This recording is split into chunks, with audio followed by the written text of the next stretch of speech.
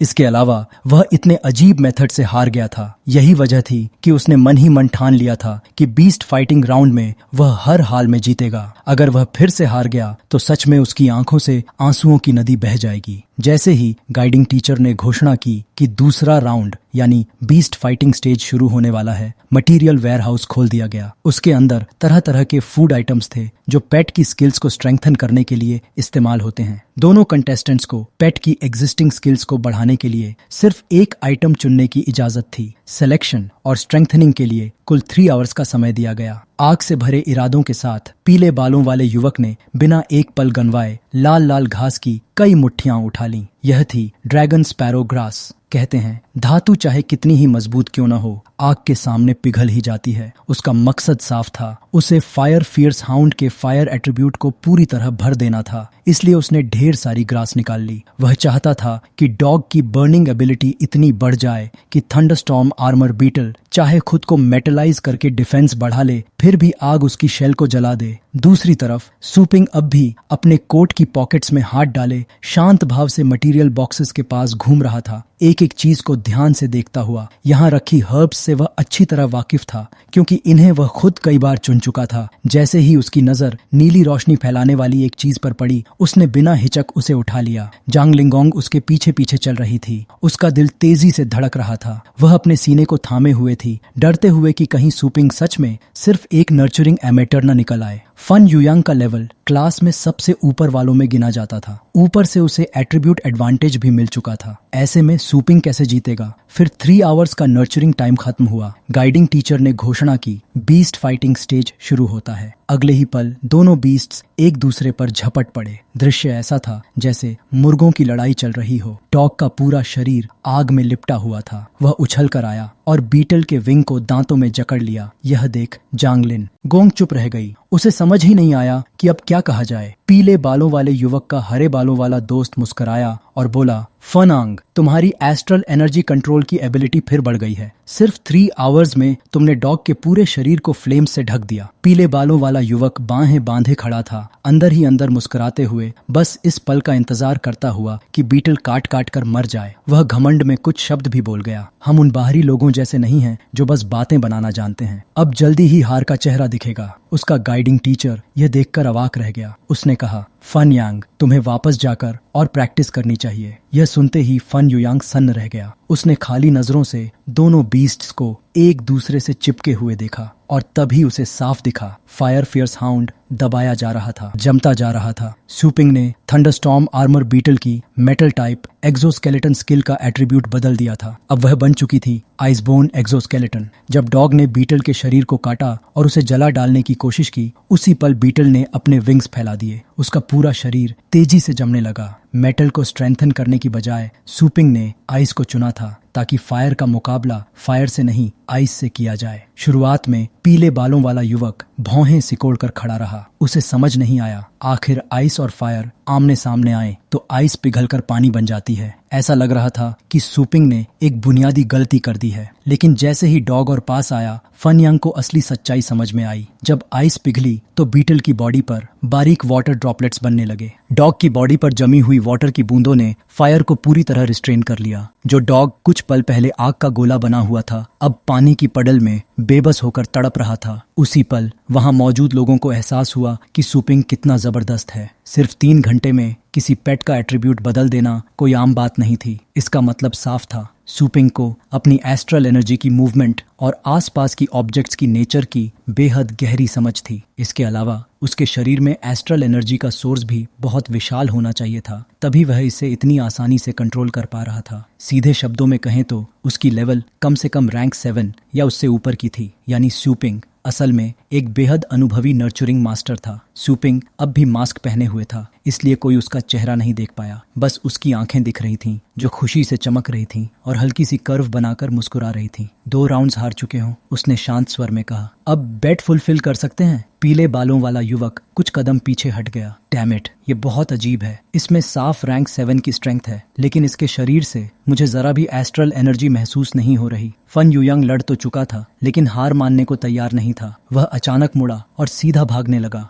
पूरे समय सूपिंग ने अपने हाथ पॉकेट से बाहर ही नहीं निकाले थे, इसलिए सबको लगा कि उसने कुछ किया ही नहीं। लेकिन किसी को क्या पता था कि उसने golden crow demon God body का इस्तेमाल करके फन युयांग की टांग खींच ली। अगले ही पल फन युयांग जमीन पर गिर पड़ा, माथे से खून बहने लगा। वह उठा, लेकिन उसे अब भी समझ नहीं आया कि वह गिरा कैसे। फिर भी वह दौड़ता रहा। उसका हरे बालों वाला दोस्त चिल्लाया, समतल जमीन पर चलते हुए भी कैसे गिर गया? रुको, मैं भी आ रहा हूँ। सूपिंग उनकी पीठ देखता हुआ धीमे से बोला, धीरे जाना, मैं तुम्हें छोड़ने नहीं आऊंगा। जांग लिंगतोंग उनकी हालत देखकर हंसी रोक नहीं पाई। अब वहाँ सिर्फ सूपिंग, जंग लिंगोंग और वो दयालु गाइडिंग टीचर बचे थे। फाइट खत्म होते ही बीटल ने ट्रांसफॉर्मेशन शुरू कर दिया। उसका पूरा शरीर कठोर आइस आर्मर से ढक गया। जंग लिंगतोंग इतना बड़ा रिसर्च चांस छोड़ने वाली नहीं थी। उसने तुरंत नोटबुक निकाली और सूपिंग से पूछा, ये कमाल है, तुमने आइसबोन एक्सोस्केलेटन को इतनी पूरी तरह ट्रांसफॉर्म कैसे किया? सूपिंग ने खूबसूरत लड़की से अपनी टेक्निक छिपाई नहीं। उसने शांत स्वर में कहा, इसे मिस्टीरियस आइस स्टार खाने के लिए दे दो। थंडरस्टॉर्म आर्मर बीटल उसे एब्जॉर्ब करके खुद ही ट्रांसफॉर्म हो जाता है। यह सुनकर जांग लिंगोंग हैरान रह गई। सूपिंग ने सिर्फ बीटल का कलर ही नहीं बदला था, उसकी पूरी नेचर बदल दी थी। मेटल रेजिस्टेंट बीटल अब बन चुका था एक आर्कटिक बीटल, और ये सब सिर्फ 3 घंटे में। पेट की पूरी आर्मर स्ट्रक्चर इतने कम समय में बदल देना सोच से भी बाहर था। जांग लिंगोंग ने सूपिंग की तरफ देखा, पूरी तरह उलझी हुई। लेकिन मेटल टाइप बीटल को आइस टाइप स्टोन खाने के लिए फोर्स कैसे किया? जांग लिंगतोंग ने बीटल की तरफ देखा। सूपिंग की आंखें सीधे उस पर टिकी हुई थीं। बीटल डर के मारे सिकुड़ गया, अपने पैर मोड़ लिए। उसी पल जांग लिंगोंग को एहसास हुआ, क्या ये हो सकता है कि मौत के डर ने थंडरस्टॉर्म आर्मर बीटल की पूरी पोटेंशियल को एक्टिवेट कर दिया हो? थीसिस में लिखा था कि आग और बिजली के फ्यूजन से जुड़ी ट्रेनिंग मेथड्स और रिसर्च, जिनका मकसद हाईएस्ट रैंक 9 नर्चरिंग मास्टर के लिए ड्रैगन वेन्स को ट्रेन करने का एक कंप्लीट सिस्टम तैयार करना था। एल्डर हु और एल्डर बी दोनों ने पहले ही इस समस्या का जिक्र किया था, लेकिन इसके लिए एस्ट्रल एनर्जी का बिल्कुल सही तरीके से इस्तेमाल करना पड़ता था और साथ ही एक बेहद हार्श ट्रेनिंग एनवायरनमेंट भी चाहिए था, तभी पेट की कल्टीवेशन पर पॉजिटिव असर पड़ता। पर ये कंडीशंस इतनी मुश्किल थीं कि उन्हें मापना लगभग नामुमकिन था। जरा सी भी गलती होती तो बैकलैश आता और नतीजा बिल्कुल उल्टा निकलता। इसी वजह से लगभग कोई भी इस पर समय लगाकर रिसर्च करने को तैयार नहीं था। जांग लिंगतोंग को यकीन ही नहीं हो रहा था कि आज उसने अपनी आंखों से इतना मैजिकल मेथड देख लिया है। इस दुनिया में सच में किसी ने इसे कर दिखाया था। उसे जल्दी से जल्दी सब कुछ लिख लेना था, और जब वो लिख रही थी तो किसी नाम के बिना कैसे चलता? उसने पूछा, क्या आपकी ट्रेनिंग मेथड का कोई नाम है? फायर फियर्स हाउंड से लड़ाई के बाद जो बर्फ पिघल गई थी वो बहुत जल्दी फिर से रिकवर हो गई। ये कोई एलिमेंट हार्डनिंग नहीं था जिसमें सिर्फ बाहरी शेप बदली जाती है। सूपिंग ने अपनी ठुड्डी खुजाई, काइंड गाइडिंग टीचर की तरफ देखा और फिर जांग लिंगतोंग को जवाब दिया, से डेथ ट्रेनिंग मेथड कह लेते हैं। जांग लिंगतोंग हैरानी से बोली, डेथ नाम तो बड़ा अजीब है। ऐसा लग रहा था जैसे उसने जिंदगी और मौत को अनगिनत बार झेला हो और तभी इसे समझ पाया हो। गाइडिंग टीचर वहीं खड़े सूपिंग और जांग लिंगतोंग की बातचीत देख रहे थे। जब उन्होंने नजर उठाकर सूपिंग को देखा तो पता नहीं क्यों, लेकिन उन्हें उसकी तरफ एक रहस्यमयी मुस्कान दिखाई दी। फिर वो जांग लिंगतोंग से बोले, लिटिल जोंग, तुम्हारा ये दोस्त बिल्कुल भी साधारण नहीं है, क्या तुम इसका थोड़ा सा परिचय करा सकती हो? जांग लिंगतोंग ने शर्माते हुए सिर खुजाया, हाँ, लगता है मैंने अभी तक इन्हें अपना परिचय ही नहीं दिया। फिर उसने कहा, मैं हेवनली ड्रैगन एकेडमी की 3rd ईयर स्टूडेंट हूँ। मैं एक रैंक 6 नर्चरिंग मास्टर भी हूँ। इसी साल ग्रेजुएट हो रही हूँ। इसके बाद उस काइंड टीचर ने अपना परिचय दिया।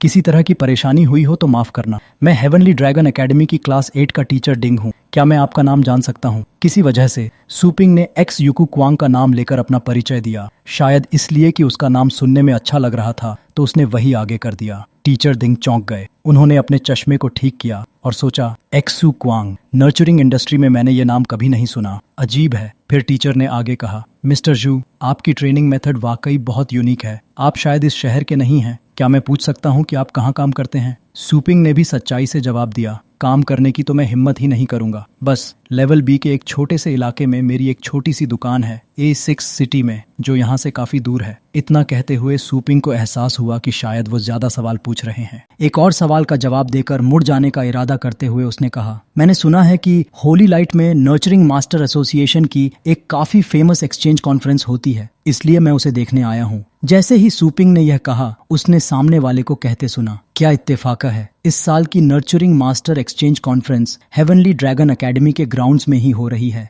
तैयारी तो है, लेकिन वेन्यू अभी बना नहीं है। कुछ ही दिनों में इसे ऑफिशियली ऑर्गेनाइज किया जाएगा। उसने यह भी कहा कि उसके 2 स्टूडेंट्स ने सूपिंग को ऑफेंड कर दिया था। एक टीचर होने के नाते उसका फर्ज बनता था कि वह कॉम्पेंसेशन दे और माफी मांगे। इसी वजह से वह सूपिंग को खाने पर इनवाइट करना चाहता था, लेकिन सूपिंग किसी और झंझट में नहीं पड़ना चाहता था। उसने हाथ हिलाकर गुड बाय कहा और जाने लगा। इतनी परेशानी की जरूरत नहीं है, मैं यूं ही घूम लूंगा। अगर कुछ और नहीं है तो मैं पहले चलता हूँ। अचानक वही काइंड फेस रखते हुए उस टीचर ने एक ब्लैक कार्ड निकाली और कहा, ठीक है, अगर बॉस इक्शू इतने हम्बल हैं तो मैं जोर नहीं डालूंगा, लेकिन कृपया मुझे अपनी ग्रैटिट्यूड दिखाने दीजिए। उसने एक कार्ड निकाली जो देखने में बिजनेस कार्ड जैसी थी। ये मेरी प्रोफेसर कार्ड है, इसे रख लीजिए और इस्तेमाल कीजिए। इसे मेरी अपॉलॉजी समझ लीजिए। इस कार्ड से आपको फूड, लॉजिंग और कुछ हाई लेवल प्रिविलेजेस मिलेंगे। ये प्रिविलेजेस सिर्फ टीचर्स को मिलते हैं। इन दिनों एकेडमी में बॉस छू के लिए काम करना ज्यादा कन्वीनियंट हो जाएगा। सूपिंग की लंबी आंखें उस कार्ड पर टिक गईं। उसके दिमाग में तेजी से ख्याल आया, क्या ये इंसान सिर्फ धन्यवाद ही देना चाहता है या फिर मैं ज्यादा सस्पिशियस हो रहा हूँ? सूपिंग के लिए अब पैसा कोई बड़ी चीज नहीं थी, उसके लिए सिर्फ प्रिविलेजेस ही अट्रैक्टिव थे। इसलिए उसने तुरंत मना नहीं किया और कार्ड एक्सेप्ट कर ली। आखिर टीचर कार्ड लेकर कैंपस में घूमना स्टूडेंट होने से कहीं ज्यादा सुविधाजनक था, तो फिर मैं इसे फिलहाल उधार ले लेता हूँ। गाइडिंग टीचर ने फिर से वही काइंड फेस पहन लिया और हाथ हिलाकर कहा, फॉर्मल मत बनिए, जाते समय मुझे लौटा देना। जब गाइडिंग टीचर का काम खत्म हो गया, लिंगोंग ने भी बात की और कहा कि वह अपनी थीसिस की तैयारी के लिए पहले वापस जाना चाहती है। टीचर ने उसके सवाल का सीधा जवाब नहीं दिया। उसने बस अपनी कलाई पर हाथ रखा, वॉच को प्रेस किया और प्रोफेसर कार्ड की पोजीशनिंग फंक्शन खोल दी। स्क्रीन पर साफ दिख रहा था कि कार्ड सूपिंग के साथ बीस्ट फाइटिंग अरीना से बाहर जा रही है। जांग लिंगोंग ने गाइडिंग टीचर की ये अजीब हरकत देखी और आगे बढ़कर पूछने ही वाली थी, लेकिन टीचर ने उसे रोक दिया। लिटिल जोंग, जिस टॉपिक पर तुम काम कर रही हो वो कहाँ तक पहुँचा? ग्रेजुएशन थीसिस की बात सुनते ही जांग लिंगोंग खुशी से बोली, टीचर, मैं लो लेवल क्रीचर्स के जरिए हाई लेवल इनहेरिटेंस स्किल्स को मास्टर करने पर रिसर्च कर रही हूँ। सबसे कॉम्प्लिकेटेड एक्सपेरिमेंटल पार्ट में पूरा कर चुकी हूँ। अब बस कुछ नंबर्स कंपेयर करने हैं, फिर रिजल्ट मिल जाएगा। इतना कहते ही जंग लिंगोंग की बात फिर से बीच में ही रोक दी गई। वह अचानक बोला, इस रिसर्च टॉपिक को फिलहाल रोक दो। जंग लिंगतोंग समझ नहीं पाई कि गाइडिंग टीचर ऐसा क्यों कह रहे हैं। उसने इस रिसर्च पर इतना काम कर लिया था, फिर भी टीचर उसे रोकने को कह रहे थे। बिना किसी साफ वजह के जांग लिंगतोंग की सारी मेहनत बेकार जाती दिख रही थी। उसका चेहरा उतर गया। वह टीचर से जवाब चाहती थी, लेकिन टीचर ने टाल मटोल में जवाब दिया। फिर उसने निष्कर्ष निकालते हुए कहा, तुम्हारे टॉपिक की डायरेक्शन में समस्या है, यह डेवलप करने लायक नहीं है। स्टूडेंट्स के ग्रेजुएशन का फैसला करने वाला होने के नाते मैं तुम्हें सलाह देता हूँ कि अभी जिस डेथ ट्रेनिंग थ्योरी का जिक्र हुआ है उसी पर तुरंत काम शुरू करो। लड़की पूरी तरह उलझन में सिर झुकाए खड़ी रही। आप कह रहे हैं कि पिछले 1 साल की मेरी सारी रिसर्च शुरू से ही गलत थी। टीचर उसके पास आया और जान लिंगोंग के कान में धीरे से कुछ कहा, यह गलत नहीं है, लेकिन तुम एक होशियार बच्ची हो। अभी से डायरेक्शन बदल दोगी तो अगले साल भी ग्रेजुएशन कर लोगी। तुम्हारे सारे सीनियर्स ने टॉप नर्चरिंग मास्टर बनने के लिए मुश्किल दौर झेला है। तुम क्लास की सबसे कमजोर स्टूडेंट कहलाना नहीं चाहती, है ना? कोई और रास्ता न होने की वजह से जंग लिंगतोंग को मजबूरी में गाइडिंग टीचर की बात माननी पड़ी। वही अकेला था जिसके पास यह तय करने का अधिकार था कि वह ग्रेजुएट करेगी या नहीं। थीसिस की वजह से वह पहले ही बहुत परेशान थी और अब उसे अपना टॉपिक बदलना पड़ रहा था। उसका ग्रेजुएशन डे शायद अभी बहुत दूर था। इस तरह वह लड़की मायूस होकर घर लौट गई। वहां सिर्फ टीचर डिंग रह गया जो अपने आप में हंस रहा था। वह एक्सु क्वांग नाम के बारे में सोच रहा था, जिसका मतलब था सूपिंग एक्स युआंग। उसका एस्ट्रल एनर्जी ऑपरेट करने का तरीका साफ तौर पर एक पेट वॉरियर जैसा था, लेकिन नर्चरिंग के फील्ड में भी उसका लेवल काफी ऊंचा था। सूपिंग जैसा ड्यूअल फील्ड जीनियस बहुत रेयर होता है। अफसोस ये था कि अभी तक वह उससे कोई उपयोगी जानकारी नहीं निकाल पाया था। मुझे दूसरा तरीका अपनाना होगा। उसने फिर से अपनी घड़ी दबाई, कार्ड पोजिशनिंग मोड से फोन कॉल मोड में स्विच किया और एक दूसरे स्टूडेंट को कॉल किया। जैसे ही सामने वाले ने कॉल उठाया, वह तुरंत बोला, लिटिल यू, मेरे पास एक ऐसा टॉपिक है जो रिसर्च स्टेज पास कर चुका है, बस कंक्लूजन वाला हिस्सा बाकी है, क्या तुम इसे लेना चाहते हो? दूसरी तरफ का स्टूडेंट यह सुनकर बेहद एक्साइटेड हो गया और तुरंत मान गया। उसने यहाँ तक कहा, टीचर, अगर आप वह टॉपिक मुझे दे दें तो मैं आपकी हर रिक्वेस्ट पूरी करूंगा। टीचर दिंग ने बिना किसी औपचारिकता के कहा, होली लाइट सिटी के बाहर से एक आदमी आया है, मुझे उसकी जड़ें पता करनी है। तुम्हें उसकी इन्वेस्टिगेशन करनी होगी। जिस सस्पिशियस व्यक्ति की जांच होनी थी वह सूपिंग था, जो काफी देर से हेवनली ड्रैगन एकेडमी में टहल रहा था और आखिरकार स्कूल लाइब्रेरी के सामने रुक गया। सूपिंग की पोजीशनिंग पहले ही भेज दी गई थी। जैसे ही उसके स्टूडेंट ने देखा, टीचर का प्रोफेसर कार्ड रीडर में लगाया जा चुका था। सूपिंग ने लाइब्रेरी से जो किताबें उधार ली थीं, उनमें नर्चरिंग पर 67 किताबें, रैंक 8 की ट्रेनिंग सीक्रेट्स पर 74 किताबें और रैंक 9 की 5 किताबें शामिल थीं। कुल मिलाकर उसने 3,40,000 प्रोफेसर पॉइंट्स खर्च कर दिए और उसके पास सिर्फ 5,80,000 एक्यूमुलेटेड प्रोफेसर पॉइंट्स बचे। इसका मतलब था कि सूपिंग ने एक ही बार में उसके जमा पॉइंट्स का लगभग 30% इस्तेमाल कर लिया था। वह किताबों का तीसरा बहुत ऊंचा ढेर उठाकर फ्रंट डेस्क तक ले गया। किताबें इतनी ज्यादा थीं कि उसे अपना टीचर कार्ड वहीं छोड़ना पड़ा। पढ़ लेने के बाद वह उसे वापस ले जाएगा, क्योंकि अब वह और नहीं उठा सकता था। जैसे ही वह वहां से गया, लाइब्रेरियंस आपस में बातें करने लगे। वह स्टूडेंट कौन है? पॉइंट्स ऐसे खर्च कर रहा है जैसे कुछ हो ही ना। नॉर्मल गाइडिंग टीचर्स भी इतनी सारी किताबें पढ़ने के लिए इतने पॉइंट्स खर्च नहीं करते। इसने तो एक साथ इतनी किताबें ले ली, जरा भी अफसोस नहीं। और यह तो पूरे स्कूल के सबसे high level class 8 guiding teacher का कार्ड है। कोई वंडर नहीं कि यह स्टूडेंट इतने पॉइंट्स इस्तेमाल करने की हिम्मत कर रहा है। जरूर क्लास का टॉप स्टूडेंट होगा। सूपिंग ने पीछे स्टॉर्मी कार्ड छोड़ दिया, जिस पर लोग काफी देर तक चर्चा करते रहे। वह खुद 86 किताबें उठाकर एक लंबी लकड़ी की मेज पर रखता है, आरामदायक कुर्सी पर बैठता है और पढ़ना शुरू कर देता है। इसी समय उसने अपना मास्क भी उतार दिया। काउंसिल चेयरमैन ने कहा था, जैसा कि उम्मीद थी, होली लाइट आधारित सिटी सच में एक होली लैंड है। यहाँ दुनिया भर के नर्चरिंग मास्टर्स की मेहनत इकट्ठा है। यहाँ किताबों का भंडार बेहद समृद्ध है। ऐसी रेयर ट्रेनिंग सीक्रेट्स भी मिल जाती हैं जो मार्केट में बिल्कुल नहीं मिलती। बहुत सारा ज्ञान लेवल्स के हिसाब से बांटा गया था। प्रोफेसर कार्ड की वजह से सूपिंग को कई हाई लेवल नर्चरिंग बुक्स उधार लेने का मौका मिला, जो मार्केट में बेहद दुर्लभ थीं। इस बार सूपिंग ने सच में जैकपॉट मार लिया था। फर बीस्ट्स की हर तरह की ट्रेनिंग, डीमन पेट से जुड़े एलिमेंट्स, अपग्रेड करने के तरीके, स्ट्रेंथ बढ़ाने के मेथड्स, यूटे ट्रांसफॉर्मेशन, पेट डिटेल्स की इंसाइक्लोपीडिया, सब कुछ यहाँ मौजूद था। कुछ भी मिसिंग नहीं था। ये बिल्कुल ऐसा था जैसे कोई कंप्लीट नॉलेज सिस्टम सामने खुल गया हो। अगर वह डिटेल में जाता तो सूपिंग अपनी एबिलिटीज और समझ के दम पर पेट्स को नर्चर कर सकता था, लेकिन असल में वह पहले अपनी गलतियों से सीख नहीं पाया था, क्योंकि उसके पास बेसिक थियोरेटिकल नॉलेज की कमी थी। इसलिए वह ज्यादातर एक्सपीरियंस के भरोसे ही काम करता रहा, बार बार कोशिश करके प्रॉब्लम्स ढूंढता और उन्हें ओवरकम करता। यह ठीक वैसा था जैसे कोई गोताखोर सिर्फ पानी की सतह के पास ही गोता लगाए, लेकिन समुद्र की गहराई में उतर ही न पाए। जबकि ये ट्रेनिंग सीक्रेट्स वो नियम थे जिन्हें एंशिएंट टाइम्स के महान एक्सपर्ट्स ने संक्षेप में निकाला था। सूपिंग ने रियल कॉम्बैट के जरिए बहुत एक्सपीरियंस जमा किया था। जब उसने पहली बार किताबें खोली तो सूपिंग को लगा कि सब कुछ समझना बहुत मुश्किल है। लिखावट सूखी सी, बिखरी हुई और बिल्कुल भी समझ में न आने वाली। लेकिन कौन जानता था कि जितना ज्यादा वह पढ़ता गया, उतना ही मजेदार होता चला गया।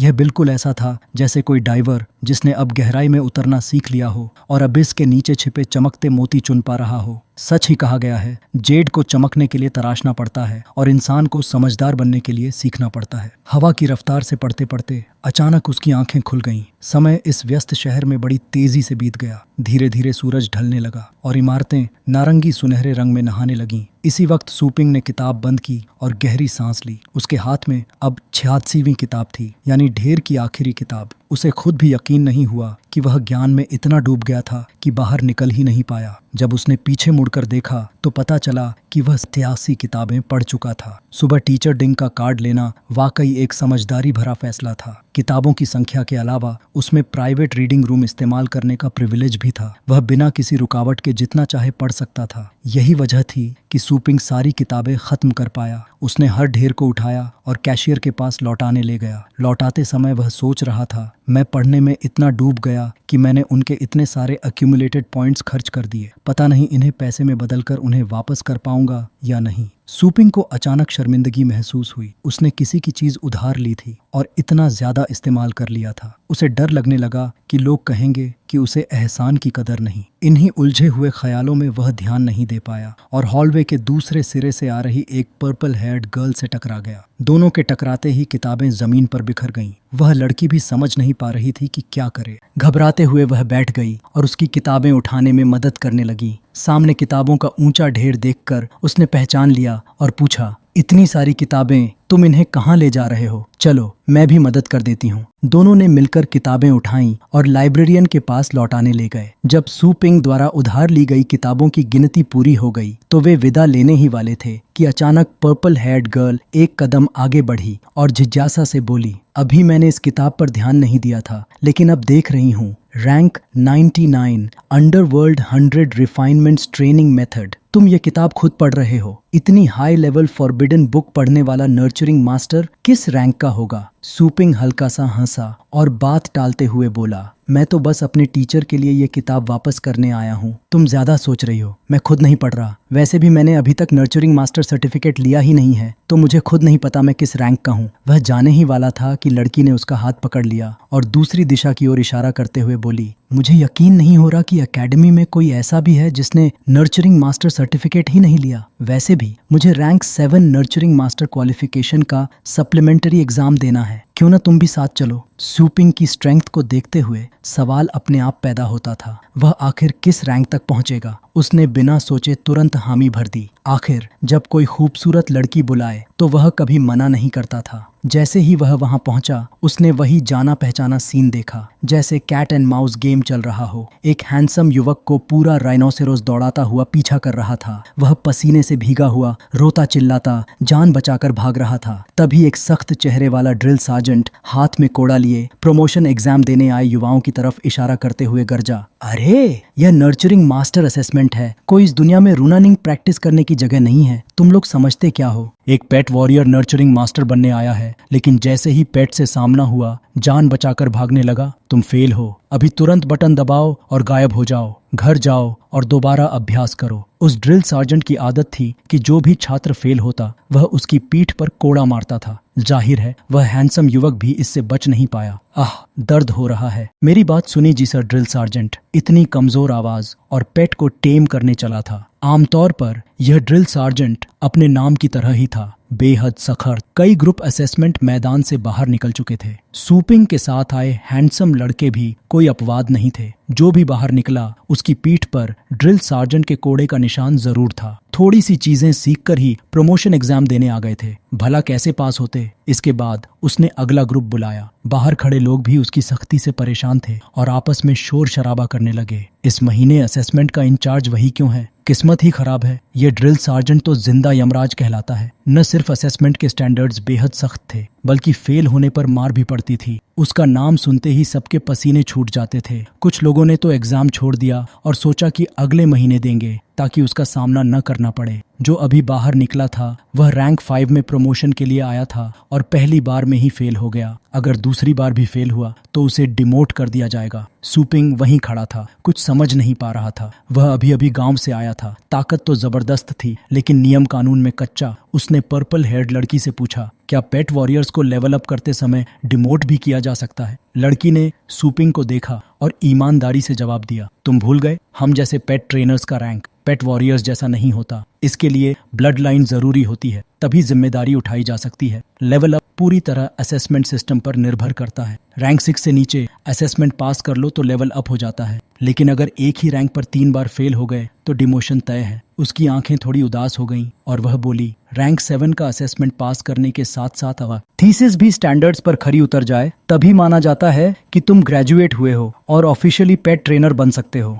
सूपिंग चुपचाप स्टिकी राइस खाता रहा। फिर उसने पूछा, रैंक 7 के बाद क्या होता है? यह सवाल सुनकर पर्पल ड्रेस्ड लड़की ने बेबस होकर आह भरी। अगर तुम रैंक 8 तक पहुंच गए तो खुद ब खुद एकेडमी तुम्हें लेक्चरर बनने का न्योता दे देगी। होली स्पिरिट, रैंक 10 के बारे में तो मैं सोचने की हिम्मत भी नहीं करती। फिर उसने देखा कि सूपिंग को इन बातों की बिल्कुल जानकारी नहीं थी, तो वह आगे समझाने ही वाली थी। उसने उसे और विस्तार से समझाया, सिर्फ बहुत ज्यादा सीनियोरिटी वाले प्रोफेसर्स ही रैंक 9 तक पहुंच पाते हैं। होली स्पिरिट, रैंक 10 के बारे में तो मैं सोचने की हिम्मत भी नहीं करती। इसके बाद हमारे मिस्टर सू को शायद एग्जाम देने का मन हो गया, इसलिए उसने पूछा, एक दिन में यह असेसमेंट कितनी बार दिया जा सकता है? लड़की ने जवाब दिया, जब तक ड्रिल सार्जेंट की ड्यूटी खत्म नहीं होती तब तक तुम एग्जाम दे सकते हो। फिर उसने थोड़ा रुककर कहा, लेकिन वह ड्रिल सार्जेंट छात्रों से बदला रखने के लिए मशहूर है। मैं तो अगले महीने एग्जाम देने वाली हूँ। बड़ी मुश्किल से रैंक 6 तक पहुंची हूँ। अब जैसे तैसे इससे बाहर निकली हूँ। दोबारा वहां जाने में बहुत समय लगेगा। दरवाजा पूरी तरह खुलने से पहले ही ड्रिल सार्जेंट की जोरदार आवाज सुनाई दी। वह चिल्लाते हुए कोड़ा हाथ में लेकर उसे 2-3 बार जमीन पर मारने लगा, जैसे किसी को मारने के लिए तैयार हो। अगला,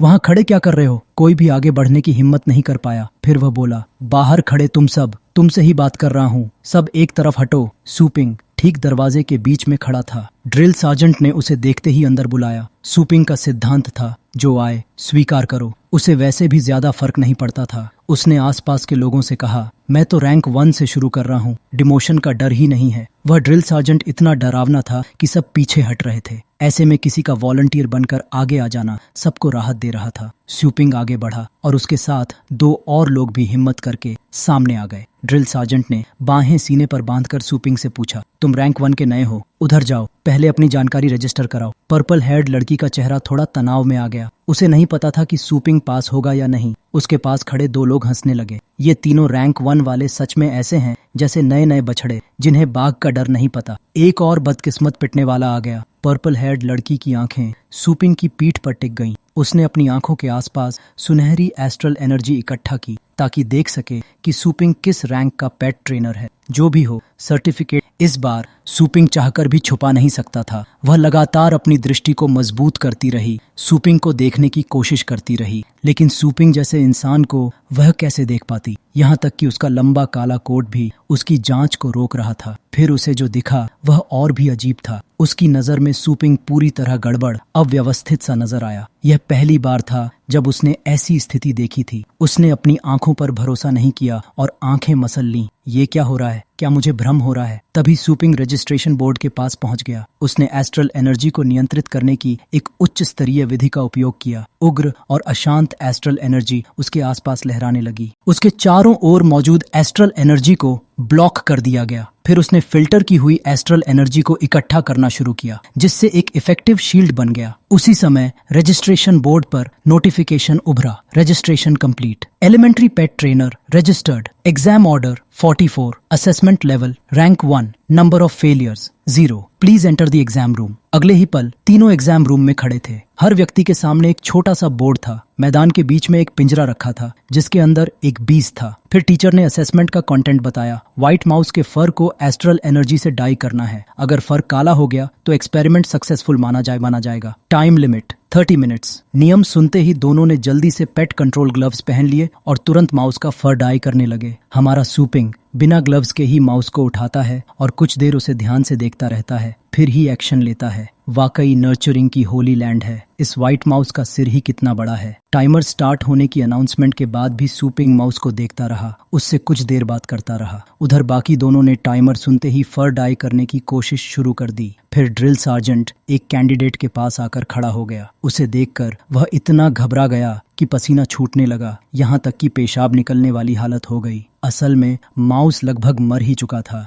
ड्रिल सार्जेंट लगातार उसे घूर रहा था, जिससे उसके हाथ कांपने लगे। हे, तुम्हारा हाथ कांप क्यों रहा है? ड्रिल सार्जेंट को लगा कि वह एक छोटे से व्हाइट माउस से डर रहा है। वह गुस्से में उसके कान के पास जोर से चिल्लाया, इतनी तेज कि उसके कान फट जाएं। हाथ छूट गया और माउस फिर से सफेद हो गया। क्या काट लेगा? इसी से डर रहे हो? उसकी आवाज से माउस भी चौंक गया और वह लड़का तो पहले से ही डर चुका था। उसे उसी पल अपना अंजाम समझ आ गया। कोड़ा पड़ा। अरे भगवान, फेल। इमीडिएटली बटन प्रेस करो और डिसअपियर हो जाओ। एक कैंडिडेट एलिमिनेट हो गया। सख्त ड्रिल सार्जेंट ने अनाउंस किया, आधा समय खत्म हो चुका है, बाकी लोग तेजी करो। अब उसकी नजर बचे हुए कैंडिडेट पर थी। उस लड़के ने माउस का फर थोड़ा सा ही काला किया था, जबकि अब सिर्फ 15 मिनट बचे थे। डैम इट, जल्दी करो। इसी बीच स्यूपिंग की तरफ से गोल्डन लाइट की किरणें बिजली की तरह फूटने लगीं, जिसने सबका ध्यान खींच लिया। इस समय स्यूपिंग के चारों ओर बेहद शक्तिशाली एस्ट्रल एनर्जी का प्रवाह फैल चुका था। बाहर खड़े कुछ लोग उसका मजाक उड़ाने लगे। देखो उस काले कपड़ों वाले को, इतनी ज्यादा एस्ट्रल एनर्जी क्यों फैला रहा है? ये कोई पेट वॉरियर की फाइट थोड़ी है। एक और आदमी बाहें बांधकर आंखें बंद करते हुए बोला, देखने की जरूरत नहीं, ऐसा करना तो पक्का प्रॉब्लम वाला मामला है। एक और युवक जो ज्यादा समझदार लग रहा था, वह समझदार युवक ठुड्डी खुजलाते हुए अपने दोस्त से बोला, यह ठीक नहीं लग रहा। मैंने एक बार हाई लेवल किताब में पढ़ा था कि एस्ट्रल एनर्जी से डाई करने की असली कुंजी पिगमेंट सेल्स को स्टिमुलेट करते समय एक्यूरेसी में होती है। चाहे स्टिमुलेशन जेंटल हो या इंटेंस, दोनों से काम हो सकता है। फर्क बस समय और डिफिकल्टी का होता है। अगले ही पल स्यूपिंग की आंखों में सुनहरी रोशनी चमकी और वह सीधा माउस पर पड़ी। अचानक एक सिस की आवाज आई। धुआं उठने लगा। सबको लगा कि माउस भुन गया है, लेकिन जैसे ही धुआं धीरे धीरे छोटा, एक चूं चूं की आवाज सुनाई दी और सामने एक लाल कलगी वाला माउस दिखाई दिया। उसका शरीर 5 रंगों में चमक रहा था। उसके सिर पर मुर्गे जैसी बड़ी क्रेस्ट थी। बगल में खड़ा युवक हैरानी से मुंह खोले रह गया और चिल्ला उठा। सिर्फ 9 मिनट! न सिर्फ उसने पूरे शरीर को डाई किया बल्कि फर को लंबा भी कर दिया। ड्रिल सार्जेंट भी अब चिल्लाना भूल गया। वह माउस को देखता रहा। उसका पूरा शरीर चमकदार था, एक भी इम्प्योरिटी नहीं थी। डाई करने की स्किल इतनी जबरदस्त थी कि ड्रिल सार्जेंट ने उसे छूने के लिए हाथ बढ़ाया, लेकिन जैसे ही उसका हाथ माउस के पास पहुंचा, अचानक एक शक्तिशाली ऑरा बाहर की ओर फैला, जिससे वह रुक गया और ध्यान से देखने लगा। यह अब कोई साधारण माउस नहीं था, इसके अंदर कुछ छिपा हुआ था। ध्यान से देखने पर समझ आया। नंबर 44 ने पिगमेंट सेल्स को स्टिम्युलेट करने की मेथड इस्तेमाल नहीं की। उसने एलिमेंट फिक्सेशन मेथड का उपयोग करके शरीर के अंदरूनी एट्रीब्यूट्स बदल दिए, जिससे बाहर का रंग प्रभावित हुआ। हालांकि माउस अभी भी कमजोर था, लेकिन इसमें कोई शक नहीं था कि यह अब एक एलिमेंटल माउस बन चुका था। यह सुनते ही सबकी आंखें फैल गईं। एक मल्टी एलिमेंटल एट्रीब्यूट में बदल देना,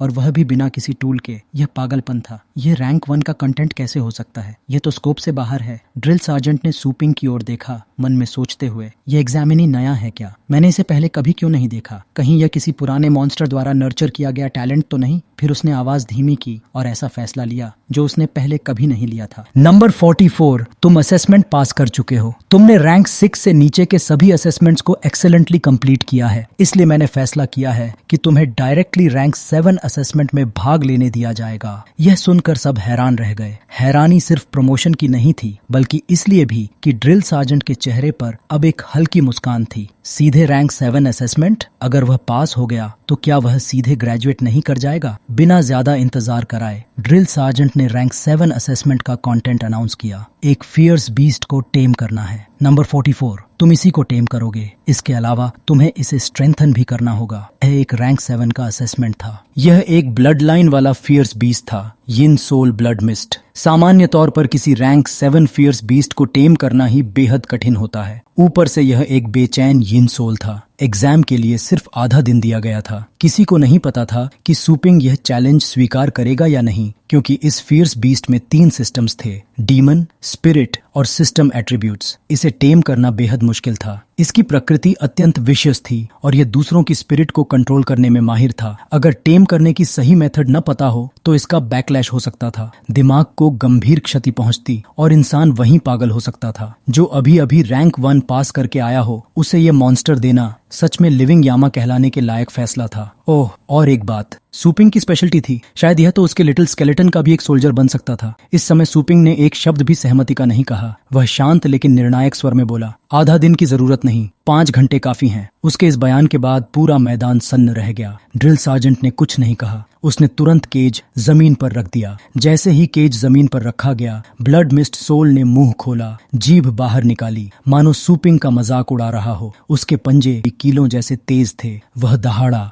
अचानक चारों ओर ताजे खून की तीखी गंध फैल गई। छात्र तुरंत पीछे हट गए, मुंह ढकते हुए पूरी सतर्कता के साथ। ब्लड मिस्ट सोल की स्पिरिट अटैक एबिलिटी बेहद डरावनी थी। यह मॉन्स्टर सच में खतरनाक था। बैंगनी कपड़े वाली लड़की डीमन की ऑरा को रोकते हुए चुपचाप विश्लेषण कर रही थी। ब्लड मिस्ट सोल की स्पिरिट अटैक क्षमता भयानक है। यह ईवल सोल्स को पजेस कर सकता है, सीधे जीवित शरीर में घुसकर स्पिरिट के माध्यम से शिकार को खा सकता है, और एक बार इन्वेड कर लेने के बाद यह लगभग सभी फिजिकल अटैक से इम्यून हो जाता है। जब तक पास में कोई होली सिस्टम या थंडर सिस्टम ट्रेजर न हो, इसे रोकना असंभव है। जो लोग अभी रैंक 7 पास करते हैं, वे तो इसे छूने की हिम्मत भी नहीं करते। अब सूपिंग क्या करेगा? सबने देखा, काले कपड़ों में खड़ा वह युवक जरा भी भीत नहीं था। सूपिंग सीधे मॉन्स्टर के केज के अंदर चला गया। जैसे ही वह अंदर गया, ड्रिल सार्जेंट ने तुरंत केज बंद कर दिया। इस समय उसकी आंखें तेज थीं और वह घूर कर देख रहा था। उसके सामने खड़े रेस्टलेस यिन सोल मॉन्स्टर को घूरते हुए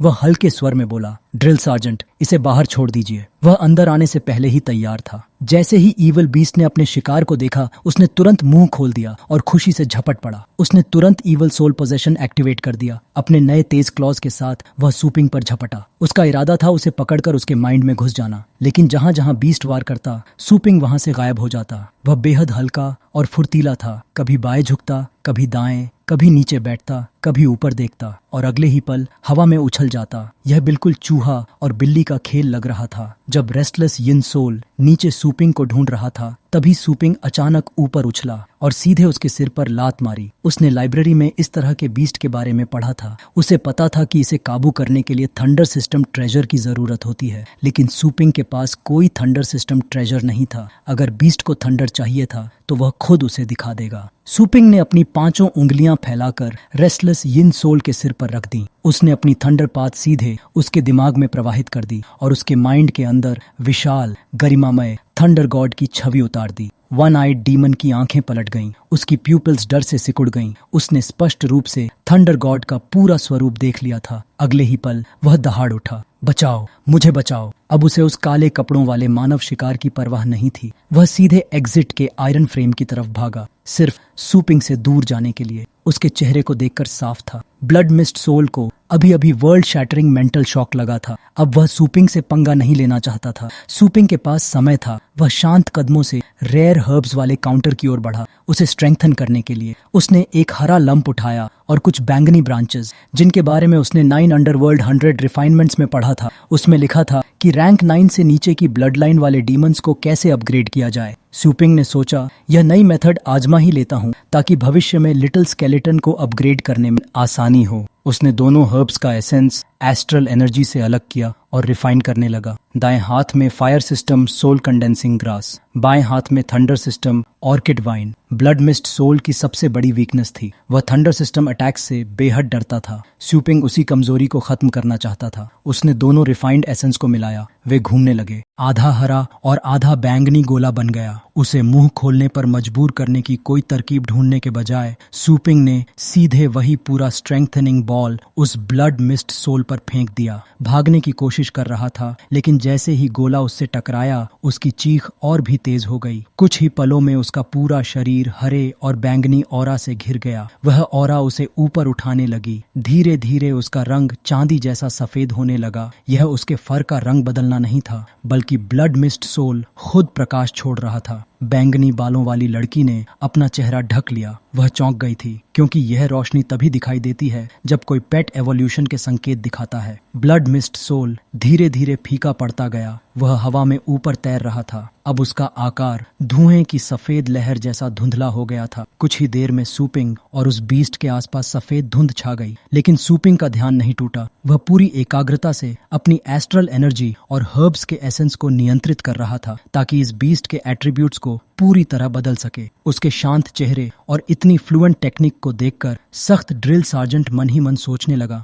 इसके पीछे जरूर कोई बड़ी ग्रैंडमदर जैसी मास्टर होगी जिसने इसे सिखाया है। यह लड़का साधारण नहीं है। रोशनी धीरे धीरे कम होने लगी। अब बीस्ट का आकार साफ दिखने लगा और फिर सबने देखा कि उसका पूरा शरीर नीला हो गया है, जिस पर सुनहरी रेखाएं दौड़ रही थीं। पहले के छोटे सींगों की जगह अब कई जोड़ी मजबूत सुनहरे सींग निकल आए थे। उसकी पीठ बेहद मांसल दिख रही थी। नीली लौ जैसी आभा उसके आसपास लहरा रही थी। अब ब्लड मिस्ट सोल इवॉल्व होकर थंडर एक्सट्रीम स्पिरिट सोल बन चुका था। उसके पैर नहीं थे। वह हवा में ऐसे तैर रहा था जैसे अलादीन का जीनी। छात्र यह बदलाव देखकर दंग रह गए। ब्लड मिस्ट सोल का रूप पूरी तरह बदल गया। यह कैसी एवोल्यूशन है? अब तो यह बहुत मैजेस्टिक लग रहा है। सूपिंग ने हाथ हिलाकर समझाया, नर्चरिंग की प्रोसेस में मैंने थोड़ा थंडर सिस्टम जोड़ा। इससे इसके अंदर का डर न्यूट्रलाइज हो गया। उसकी डीमन ब्लड लाइन दब गई और उसकी ब्लड थर्स्ट कम हो गई। अब यह होली और थंडर सिस्टम अटैक्स के खिलाफ ज्यादा रेजिस्टेंट है। अब यह खून का प्यासा तो नहीं रहा, पर इसका टेम्पर बहुत हॉट हो गया है। मतलब यह पहले से भी ज्यादा फियर्स है।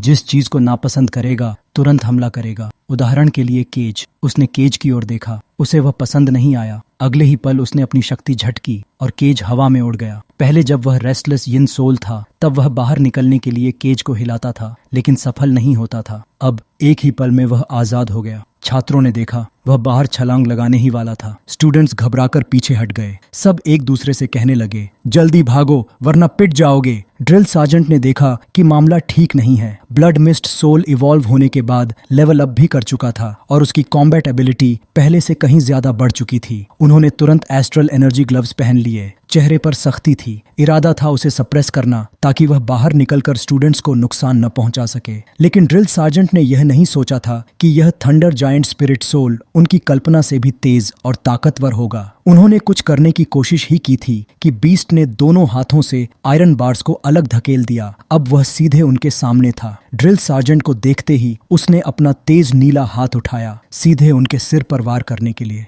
लेकिन टीचर अभी तक अपनी एस्ट्रल एनर्जी पूरी तरह एक्टिवेट नहीं कर पाए थे। वह सिर्फ देख सकते थे जैसे थंडर जायंट स्पिरिट सोल उन पर झपट रहा हो। पर सूपिंग यहाँ था, और जब सूपिंग मौजूद हो तो ऐसा होने नहीं देता। उसके हाथ में लाल गर्म थंडर गॉड की लाइटनिंग इकट्ठी होने लगी। चटचटाहट की आवाज गूंज उठी। वह धीमे स्वर में बोला, थंडर पाथ का स्वाद फिर से चखना है। उसने अपनी हथेली से लाइटनिंग आगे धकेली। अभी कुछ क्षण पहले तक जो स्पिरिट सोल गरिमामय दिख रहा था, अब उसका चेहरा उतर चुका था। पसीना टपक रहा था। चेहरा केले के छिलके से भी ज्यादा हरा पड़ गया। अगले ही पल वह जमीन पर लेट गया। बार बार सूपिंग को झुककर प्रणाम करने लगा। माफ कर दीजिए मिस्टर सूपिंग। पूरा मैदान सन्न रह गया। कोई एक शब्द भी नहीं बोल पाया। सूपिंग ने उसे पूरी तरह कंट्रोल कर लिया था। वह शांत कदमों से आयरन केज से बाहर निकला। चलते चलते उसने स्टर्न ड्रिल सार्जेंट की तरफ देखा और पूछा, तो क्या ये पास माना जाएगा? ड्रिल सार्जेंट अभी भी स्तब्ध थे। एग्जाम में सिर्फ पेट को स्ट्रेंथन करना था, लेकिन इस युवक ने तो ब्लड मिस्ट सोल को परफेक्टली अपग्रेड ही कर दिया। पहले उसे सबड्यू किया, फिर इवॉल्व कराया, फिर कंट्रोल भी कर लिया। यह सिर्फ पास नहीं था,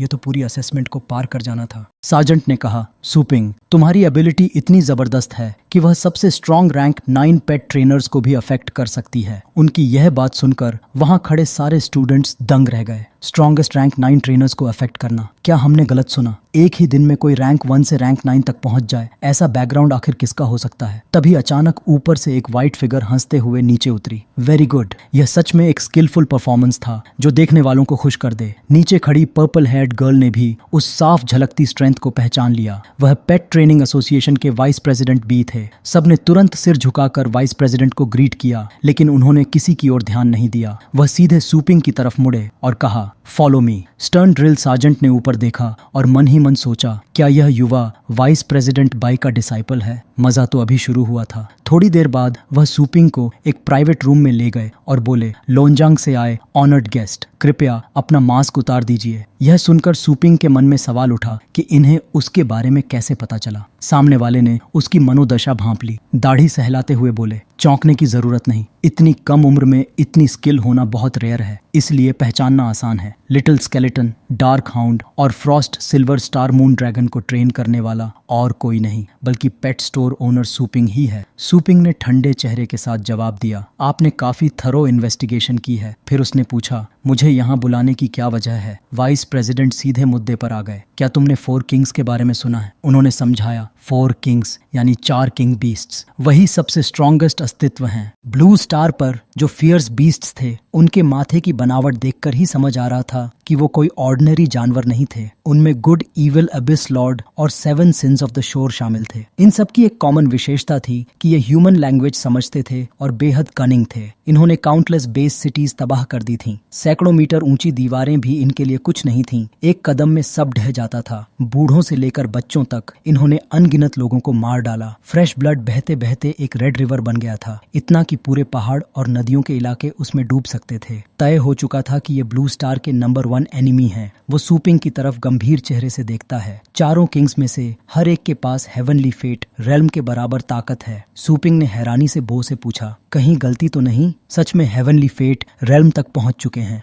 वो तो लेजेंडरी लेवल के 3 रेल्म्स में सबसे ऊंचा रेल्म है। सूपिंग ने सिस्टम की मदद से काउंटलेस किताबें और जानकारी पढ़ी थी, लेकिन उसने कभी बीस्ट किंग के बारे में नहीं सुना था। इसलिए जब उसने सुना कि इस प्लैनेट पर इतने भयानक क्रीचर रहते हैं, तो उसे समझ नहीं आया कि ये जमीन इतनी डरावनी फियर्स बीस्ट को कैसे नर्चर कर सकती है, और वो भी एक नहीं, 4-4। वो सोचने लगा, मेरे पास सिस्टम है, अलग अलग सिविलाइजेशंस में कदम रखने का मौका मिला है, फिर भी मैं अभी लेजेंडरी लेवल के फर्स्ट लेवल यानी स्टार सी रेल्म के बराबर ही पहुंचा हूं। अगर ये इतने डेंजरस हैं तो इन्होंने ह्यूमन टेरिटरी पर हमला क्यों नहीं किया? बालो ने धीमी आवाज में कहा। बहुत समय पहले ह्यूमन रेस के एक ग्रेट एम्परर ने चारों किंग्स को बुरी तरह घायल कर दिया था। उस एम्परर ने अपनी जान देकर उन्हें एक डीप केव में सील कर दिया। अब उस जगह की निगरानी 4 ग्रेट एरिया से भेजे गए यंग लेजेंडरी लेवल लोग करते हैं। तब से अब तक वो बाहर निकलकर ह्यूमन वर्ल्ड को डिस्टर्ब नहीं कर पाए। उन्हें हमारे टेरिटरी पर इन्वेड नहीं करना चाहिए। लेकिन अगर बीए आज ये बात बता रहा है तो सिर्फ एक लेजेंड सुनाने के लिए नहीं। सुपिंग ने सख्ती से पूछा, वो नहीं निकल सकते तो क्या केव टूट चुका है? बूढ़े आदमी ने दृढ़ आवाज में कहा, अगर वो जगह टूट जाती, लानेत के सभी शहरों में अलार्म बज जाता और लेवल 1 कॉम्बैट स्टेट लागू हो जाती। समस्या ये है कि केव का सील अभी भी नॉर्मल है,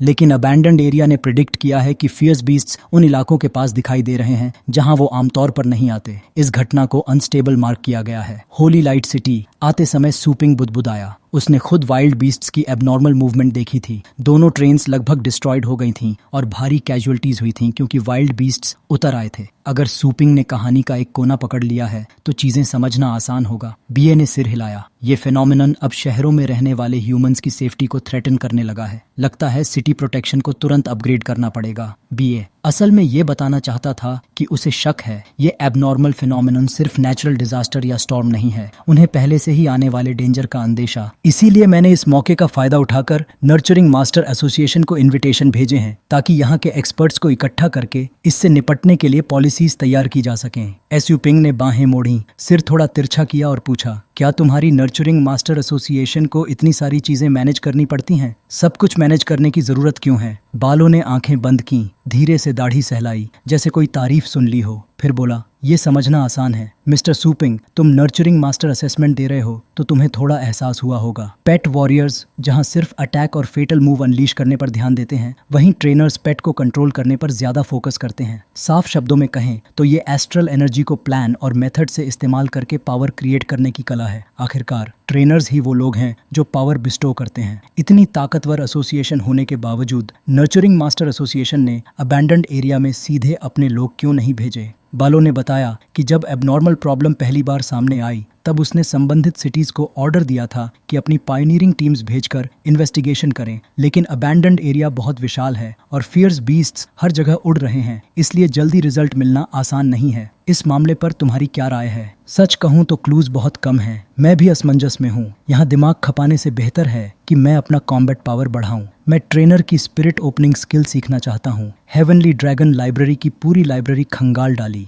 लेकिन इस स्किल को कल्टीवेट करने के लिए कोई बुक या गाइडेंस नहीं मिली। ये सुनकर बालो हल्के से हंसा। बिल्कुल एक यंग पर्सन जैसी सोच है। तुम गलत नहीं हो। सिर्फ रैंक 9 और उससे ऊपर के नर्चरिंग मास्टर्स ही स्पिरिट ओपनिंग स्किल सीख सकते हैं, क्योंकि केवल हाई रैंक पर पहुंचने के बाद ही नर्चरिंग मास्टर एसोसिएशन के हेडक्वार्टर्स जाकर सीक्रेट टेक्निक्स सीखी जा सकती हैं, जिन्हें सीक्रेट स्किल्स भी कहा जाता है। हेवनली ड्रैगन एकेडमी की लाइब्रेरी में ये नहीं मिलेंगी, और अगर कहीं मिल भी जाए तो वो सिर्फ फेक वर्जन होंगी। सुपिंग ने धीमी आवाज में पूछा, क्या आपको लगता है कि मुझ में रैंक नर्चरिंग मास्टर बनने की क्षमता है? बालो ने जवाब दिया, तुम्हारी स्ट्रेंथ के हिसाब से तुम पूरी तरह केपेबल और क्वालिफाइड हो। साथ ही तुम इतिहास के दूसरे व्यक्ति बन सकते हो जो एक साथ नर्चरिंग मास्टर और हाई लेवल पेट वॉरियर हो। इतना ही नहीं, तुम लेजेंडरी और होली स्पिरिट रैंक्स को भी छू चुके हो। सुपिंग की आंखें चौड़ी हो गईं। मैं दूसरा व्यक्ति हूँ। सिस्टम होने के बावजूद भी मैं बाद में क्यों आया? इतिहास में पहला कौन था? बेलो ने उसकी आंखों में देखा और सिर हिलाया। इतिहास में सिर्फ एक ही व्यक्ति था जिसने एक साथ लेजेंडरी रैंक और होली स्पिरिट रैंक की पीक हासिल की थी। वो था मानव जाति का महान एम्परर, जिसने अपनी ताकत से 4 महान फियर्स बीस्ट्स का सामना किया था। अपने जैसा किसी और का नाम सुनकर सुपिंग का जोश और बढ़ गया। उसने तुरंत कहा, बूढ़े साहब, जल्दी से मुझे स्पिरिट ओपनिंग सिखा दीजिए, समय बर्बाद मत कीजिए। लेकिन बालो ने मना कर दिया। उसने पहले ही कहा था कि सिर्फ रैंक 9 और उससे ऊपर के नर्चरिंग मास्टर्स ही इसे सीख सकते हैं। अभी सुपिंग की क्वालिफिकेशन सिर्फ रैंक 6 नर्चरिंग मास्टर की है। नियमों के अनुसार रैंक 7 बनने के लिए असेसमेंट के साथ 50,000 वर्ड की थीसिस लिखनी होगी। रैंक 8 के लिए 2 आर्टिकल्स, रैंक 9 के लिए 4 आर्टिकल्स। ये सुनकर सुपिंग का मन हुआ कि खून उगल दे, लेकिन फिर भी उसने भीतर की ताकत जुटाकर थोड़ा शेमलेस होकर कहा, वाइस प्रेसिडेंट बाय, आपने मुझे इतना इम्पोर्टेंट माना है तो बैक डोर से जाने दीजिए। जब मैं ह्यूमैनिटी की रोशनी बन जाऊंगा तो ये सीक्रेट्स अपने आप मेरे हाथ में होंगे। लेकिन बालो ने पीठ घुमाकर दृढ़ आवाज में कहा, नहीं, जितनी ज्यादा जल्दी होती है उतना ही नियमों का पालन करना जरूरी होता है। अगर ऊपर बैठे लोग हमेशा ये सोचने लगें कि स्ट्रांग लोगों को रूल्स से छूट मिलनी चाहिए तो फिर सिस्टम ही टूट जाएगा। अगर हर जगह स्ट्रांग लोगों को ही प्रायोरिटी दी जाएगी तो फिर इस दुनिया में वीक लोगों के लिए कोई जगह नहीं बचेगी और फिर सब कुछ केओस बन जाएगा। ह्यूमैनिटी की लाइट बनने की बात तो दूर की है। सूपिंग ने अपने बालों में हाथ फेरा। काफी समय बाद कोई उसे इतने खुले तौर पर अपोज कर रहा था। ये जिद्दी बूढ़ा रूल्स का बहुत ज्यादा सम्मान करता था। उसका एक हिस्सा बैक डोर से जाने को तैयार था। वो लड़ाई में तो एक्सपीरियंस से भरा हुआ था, लेकिन बैठकर इतने सारे थीसिस लिखना उसके लिए सजा जैसा था। 7 थीसिस लिखने थे, तब तक तो उसके बाल सच में सफेद हो जाते। अचानक उसे हेवनली ड्रैगन एकेडमी की वो लड़की याद आई, जान लिंगोंग। हाँ सही है, इस मामले में उसकी स्पेशलिटी है, मुझे उससे मिलना चाहिए। जैसे ही सूपिंग ने थीसिस की प्रॉब्लम को पार करने का तरीका सोचा, स्पिरिट ओपनिंग सीक्रेट पाने के लिए शॉर्टकट ढूंढने लगा। दूसरी तरफ जान लिंगोंग लगातार 15वीं पेपर को कूड़ेदान में फेंक रही थी। वो सिर पकड़कर बैठी थी, पूरी तरह होपलेस। पेन से कागज पर ढेर सारे प्लान्स बना रही थी, लेकिन फाइनल डिसीजन नहीं ले पा रही थी। कौन सा सही है? दोनों हाथों से अपना चेहरा ढककर उसने आह भरी। ये बहुत मुश्किल है, मैं नहीं कर सकती। मेरा एक्चुअल कॉम्बैट एक्सपीरियंस बहुत कम है। इतनी कम एक्सपीरियंस के साथ इस प्रोजेक्ट को पूरा करना नामुमकिन है। एकेडमी के एक और कोने में फोन पर बात करने की आवाज गूंज रही थी। मैंने तुम्हारी वाइन पाली है। 25 ईयर्स से स्टोर्ड वाइन सच में प्योर है। पीते ही बगल तक झंझनाहट पहुंच जाती है। दूसरी तरफ से हंसी आई। टीचर दिंग शनफांग सच में वाइन के बड़े कॉन्नोसियर हैं। फिर उसने थोड़ी हिचक के साथ पूछा, जो काम मैंने आपसे करने को कहा था वो कितना आगे बढ़ा? अगर सब सही रहा तो मैं आपको लिस्ट में डालने पर विचार करूंगा। इधर दिंग चनफांग आराम से एक घुटनों के बल बैठे स्टूडेंट की पीठ पर पैर रखे हुए था। तभी एक और स्टूडेंट दौड़ता हुआ आया और आदर से बोला। उसने तुरंत एक दयालु चेहरा बनाकर पूछा, छोटी कोई गुड न्यूज लाई हो? वही लड़की थी जिससे सूपिंग लाइब्रेरी में टकराया था। उसने हिचकते हुए कहा, माफ कीजिए, उस युवक की स्ट्रेंथ बहुत ज्यादा है। वो खुद को बहुत अच्छे से हाइड कर रहा है। उसकी इन्फॉर्मेशन निकालना असंभव है। इतना सुनते ही अनफंग के पैरों के नीचे दबा स्टूडेंट कराहा और खून उगल दिया। क्योंकि खबर उसे पसंद नहीं आई, उसने एनर्जी छोड़ दी और परवाह भी नहीं की कि वो घायल हो गई। मोटे चश्मे के पीछे उसकी आंखें खतरनाक हो गईं। उसके होंठों से 2 शब्द निकले,